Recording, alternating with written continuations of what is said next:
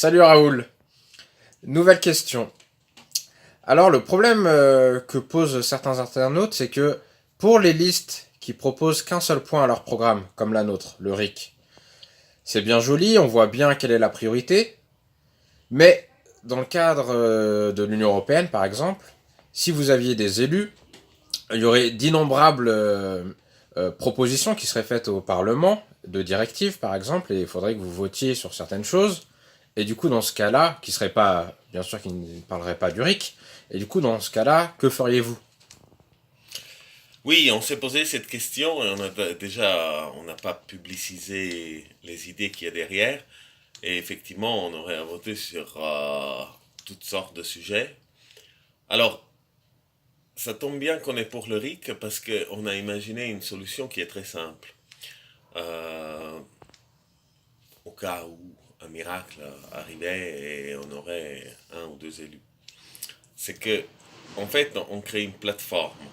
Cette plateforme permet de mettre, nous on va mettre systématiquement, nos élus vont mettre toutes les propositions de directives qui tombent et sur lesquelles il faut voter, en expliquant les avis positifs et les avis négatifs et ce que disent les autres et comment votent les autres listes. Euh, Ça, c'est un premier aspect qui est intéressant parce que c'est informatif et les gens peuvent savoir.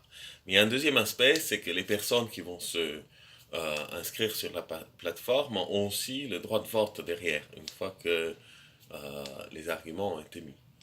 Et nous, enfin nos élus, quand il ne s'agit pas de RIC, ils vont s'engager à voter comme la majorité des personnes inscrites sur la plateforme vont leur dire, même s'ils ne sont pas nombreuses.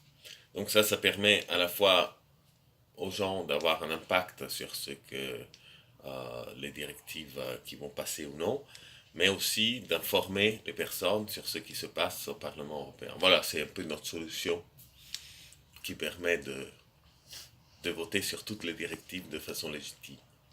Bah merci Raoul. De rien.